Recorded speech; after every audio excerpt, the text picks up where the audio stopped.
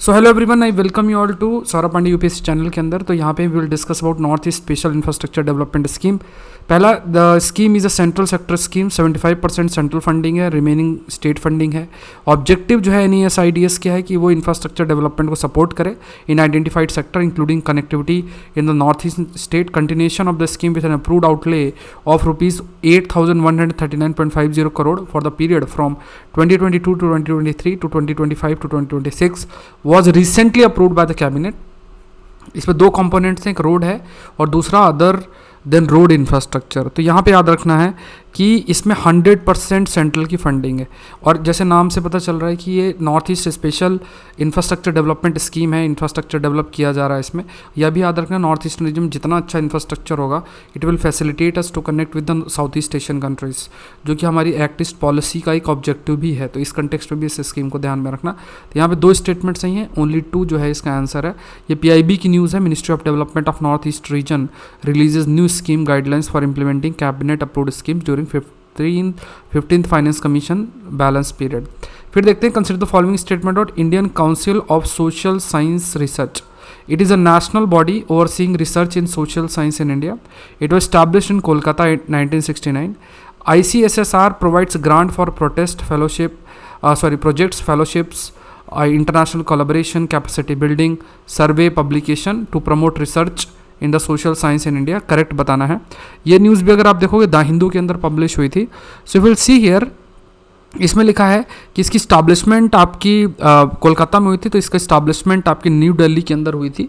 So it was established in New Delhi in 1969। तो ये गलत हो गया। Indian Council of Social Science Research के बारे में है, तो मेनली सोशल साइंस के एरिया में रिसर्च करने का इसका काम है, plus project, fellowship, international collaboration, इन सब में। तो ये तो कॉमन से पॉइंट्स है दोनों, ये फैक्चुअल इन्फॉर्मेशन का गलत है। तो आंसर जो है इसका क्या है, दैट इज़ ओनली 2। नेक्स्ट देखते हैं, हिंदू के अंदर ये इंपॉर्टेंट आर्टिकल है, ICSSR to study socio economic impact of centre schemes. Next देखते हैं, दैट इज एल्केनी वॉरेक्स बर्कुमेंसिस। ये न्यूज़ में है, ये बेसिकली देखोगे साइंस वाले इसमें आया हुआ है। तो ये क्या है, it's an alkane degrading marine bacterium है। It naturally propagates and become a predominant in crude oil containing sea water when nitrogen and phosphorus nutrients are supplemented. It is aerobic, meaning it uses oxygen to gain energy. It is halophilic, meaning it tends to live in an environment that contains salt such as salty ocean water. Again you have to tell the correct. तो यहाँ पे आप याद रखना कि ये जो बॉर्कुमेंसिस है, ये रॉड शेप्ड बैक्टीरिया है, रॉड शेप्ड बैक्टीरियम है।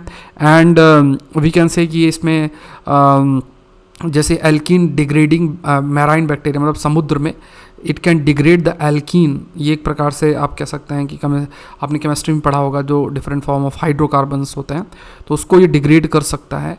एंड ये जो crude oil containing sea water, मतलब मान लो समुद्र के पानी में जो तेल गिर जाता है उसको डिग्रेड करने में ये काफ़ी हेल्पफुल रहेगा। एंड इसमें इट इज़ एरोबिक, मतलब ऑक्सीजन के प्रेजेंस के अंदर it can work to gain energy. Halophilic, meaning it lives in it tends to live in environment that contains salt वाले इसमें ये वर्क कर सकता है, मतलब लाइक सी वाटर।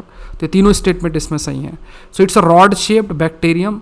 ये फ्लैजेला आप मानो कि एक हिस्सा होता है, जैसे कोई बैक्टीरिया उसमें ऐसा होता है, इसे फ्लैजेला बोलते हैं।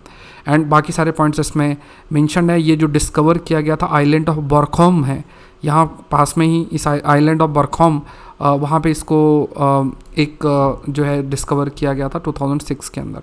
नेक्स्ट देखते हैं, पिरिपकुरा ट्राइब रिसेंटली न्यूज़ में थी because of the last known survivor recently found. ये कहाँ से थी, ये बेसिकली आपकी ब्राज़ील से है, न्यूज़ में है। अगर आप देखोगे तो यहाँ पे लिखा है कि Brazil found the last survivor of an Amazon tribe. Now what, the last survivor जो हैं वो इस ट्राइब के बच्चे हुए। तो बस सोचने वाली बात है, न्यूयॉर्क टाइम्स की ये न्यूज़ है। नेक्स्ट देखते हैं, इर्रेगुलर गैलेक्सी। देखो चैनल को आप लोग सब्सक्राइब जरूर से करें, कमेंट जरूर से करें, ये जिम्मेदारी है आपकी। एक मॉर्निंग के अंदर सेशन ऑलरेडी हो जाता है जिसमें हम ज्योग्राफी एनवायरनमेंट साइंस के एडवांस टॉपिक्स कवर करते हैं जो न्यूज़ में रहते हैं, प्लस ये डेली क्विज का है जिसमें अलग अलग न्यूज़पेपर सोर्सेस में जो प्रीलिम्स फॉर्मेट में क्वेश्चंस हैं वो आपके कवर होते हैं। अब ये इर्रेगुलर गैलेक्सी से रिलेटेड है। They are among the smallest galaxies and the full of gas and dust. Irregular galaxies do not fall into any of the regular classes of Hubble sequence and they are often chaotic in appearance with neither a nuclear bulge or any trace or spiral arm structure. These galaxies don't have much star formation and this can make them very dark. This can make them very dark. ठीक है, तो यहाँ पे आप देख सकते हो, तो यहाँ पे ये जो इरेगुलर गैलेक्सीज हैं, they have no particular shape, they have no particular shape. So these are the irregular galaxies. इसमें लिखा है like do not fall into any regular classes of Hubble sequence and they are often chaotic in appearance, neither nuclear bulge nor in trace of spiral arm structure, don't have much star formation and this can make very dark. They are among the smallest galaxy and full of gas. So they are among the smallest galaxies and they are full of gas and dust. ये statement आपका सही है. Lot of gas और dust होने के बावजूद भी means ये जो गैलेक्सी में बहुत सारे स्टार फॉर्मेशन भी विद इन आपका हो रहा है, मतलब काफ़ी सारे जो स्टार फॉर्मेशन भी विद इन है, क्योंकि इसमें गैस और डस्ट जो रिक्वायर्ड है स्टार के बनने के लिए that is available. Large and small Magellanic clouds का जो है वो फॉर्मेशन आपका होता है. ये जो क्लाउड्स हैं, दीज मैजेलानिक क्लाउड्स जो होते हैं, these clouds basically they facilitate the formation of stars और इनके लिए ये जो मैजेलानिक क्लाउड्स है काफ़ी हेल्पफुल होते हैं. They are small galaxies with orbit around our own Milky Way. So है ना, and about 20% of all galaxies अगर देखा जाए तो ये क्या है, 20% गैलेक्सीज जो हैं दे आर इरेगुलर. अब इसमें लिखा है कि स्टार फॉर्मेशन होता नहीं, बहुत ज़्यादा होता है, तो ये दो स्टेटमेंट सही आंसर है इसका, ओनली 2. नेक्स्ट देखते हैं, ये देखो न्यूज़ में है, दैट इज़ ENG. बहुत अलग अलग जगह से जो न्यूज़ है पिक की जाती है, तो बहुत इंपॉर्टेंट न्यूज़ है, सब ध्यान रखना है. नेक्स्ट देखते हैं रेस्पिरेटरी सिंसिटियल वायरस RSV की बात किया जाए तो RSV is a cold like nuisance for most healthy people but it can be a life threatening for every young. It inflames babies' tiny airways, so it is hard to breathe or cause pneumonia. It is negative sense single stranded RNA virus. इसके nature के बारे में इसमें दे रखा है. तो यहाँ पे भी अगर देखोगे ना तो ये न्यूज़ भी गार्डियन की है, द गार्डियन. तो ये बहुत अच्छे सोर्स है आपके लिए जो है जो ये क्वेश्चंस हैं. तो RSV क्या है? RSV basically cold like nuisance है for most healthy people but it can life threatening for the very young. मतलब जनरली अगर देखा जाए तो जैसे सर्दी जुकाम होता है उस टाइप से होता है, लेकिन कुछ के लिए ये थ्रेट भी हो सकता है. ये जो बच्चा जैसे बेबीज़ हैं उनकी इम्यून इतनी स्ट्रांग नहीं होती है, तो लंग्स में आपका उसमें वी कैन से वो थोड़ा फुला सकता है या उसमें सूजन सा ला सकता है. It can cause pneumonia also, ये भी सही है. और ये RNA बेस्ड नेगेटिव बैक्टीरिया है, वायरस है, नेगेटिव सेंस का है. तो यहाँ पे आप कह सकते हैं कि ये भी स्टेटमेंट सही, ये भी सही है, तीनों स्टेटमेंट सही. आंसर जो है ऑल 3 का. देखो इस चैनल से अगर आप जुड़ते हो तो ये जो कंटेंट है ना, इनको ये जो कंटेंट है ना, आप किसी भी चैनल पे कंपेयर करो, आप किसी भी पूरे यूट्यूब में आपके पास मौका है.